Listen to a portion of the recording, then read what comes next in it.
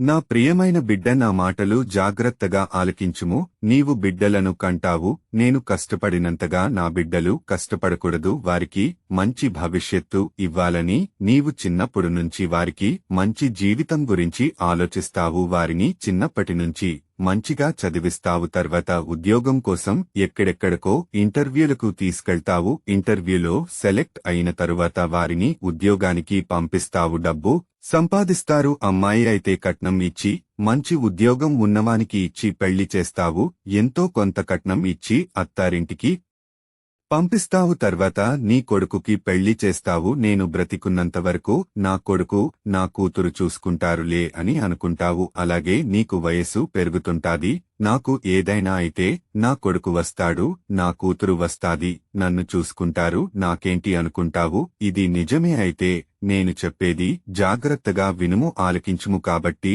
నీవు సంపాదించుకున్న ఆస్తులు పొలము అవ్వచ్చు, ఇల్లు అవ్వచ్చు, డబ్బు అవ్వచ్చు, నా బిడ్డలు నన్ను చూస్తారని అంతా వాళ్లకే అప్పచెప్పేస్తావేమో, రాసి ఇచ్చేస్తావేమో. జాగ్రత్త సుమా. అన్ని ఇచ్చేసిన తరువాత నీ బిడ్డలు మంచి వచ్చిన చెడ్డ వచ్చినా అనారోగ్య వచ్చినా అన్ని వాళ్లకు రాసి ఇచ్చేశాను కదా, ఎందుకు చూడరులే అనుకుంటావు. చూడకపోతే ఊరుకుంటానా అంటావు. అంతే, నీవు ఏమి చేయలేవు. ఎందుకంటే నేను నిన్ను సృష్టించాను కదా, నాకు అన్నీ తెలుసు. మానవుని జీవిత రహస్యము నాకు బాగా తెలుసు. మానవుడు నమ్మించి మోసం చేస్తాడని నాకు తెలుసు. ఆలోచనలు మారిపోతాయి, జ్ఞాపకాలు మారిపోతాయి, అన్నీ తారు మారు అయిపోతాయి. అందుకని నీకు ముందుగా గుర్తు చేస్తున్నాను, జ్ఞాపకపరుస్తున్నాను. జాగ్రత్తగా ఉంటావని, సిద్ధపడతావని.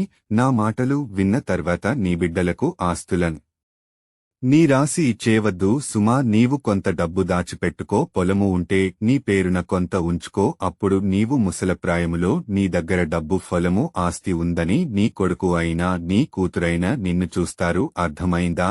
ఏమీ లేకుండా అంతా రాసి ఇచ్చేస్తే నిన్ను ఇంటి నుండి బయటికి గెంటివేస్తారు. నీవు నీ మట్టుకు కొంత జాగ్రత్త పెట్టుకుంటే నీ దగ్గర డబ్బు, ఆస్తి చూసి నీవు చనిపోయే అంతవరకు నీకు సేవలు చేస్తారు. ఎందుకు? నీ ఆస్తి డబ్బుంది కదా అని. లేకపోతే నిన్ను బయట గెంటేస్తారు. చచ్చిపోతే నా తల్లి ఎవరో, నా తండ్రి ఎవరో అంటారు. బయటకు గెంటేస్తే భిక్షమెత్తుకోవాలి, పరువు పోతాది. ఏం చేయాలి అని నీకు నీవే చచ్చిపోతావు. అందుకనే ముందుగా జాగ్రత్త పడతావని నేను నీకు ఈ విషయాలను చెబుతున్నాను. నా మాటలు నచ్చితే ఇక నుండి అయినా జాగ్రత్త పడుచుమా. ఆమెన్.